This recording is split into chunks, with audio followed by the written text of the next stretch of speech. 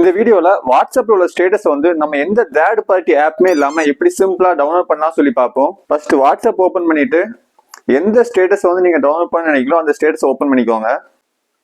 Okay, இந்த status ஃபுல்லாமே load ஆகிற வரைக்கும் வெயிட் பண்ணுங்க, பாதியில கட் பண்ணிடாதீங்க.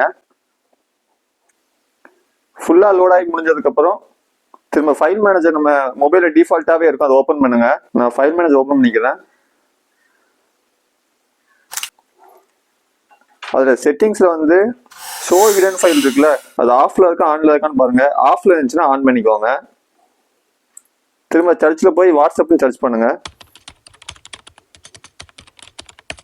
ஓப்பன் ஆனதுக்கு அப்புறம் வாட்ஸ்அப்னு ஒரு ஃபைல் இருக்கா, அந்த ஃபைல் ஓப்பன் பண்ணுங்க. அதுல மீடியால ஸ்டேட்டஸ்னு ஒன்று இருக்கா, அது ஓப்பன் பண்ணுங்க.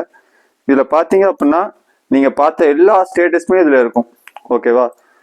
ஸோ நீங்கள் பார்க்குற எல்லா ஸ்டேட்டஸும் இதில் இருக்கும். ஸோ இதுலேயே இருந்துச்சு அப்படின்னா அது ரிமூவ் ஆயிரும். ஸோ அது உங்களுக்கு தேவைப்படுச்சுன்னா அதை செலக்ட் பண்ணிட்டு மூவ் பண்ணி உங்கள் இதில் எங்கேயாவது சேவ் பண்ணி வச்சுக்கோங்க. ரொம்ப சிம்பிள் தான். நீங்கள் பார்க்குற எல்லா ஸ்டேட்டஸுமே ஆட்டோமேட்டிக்காக டிஃபால்ட்டாகவே உங்கள் மொபைலில் சேவ் ஆயிரும்.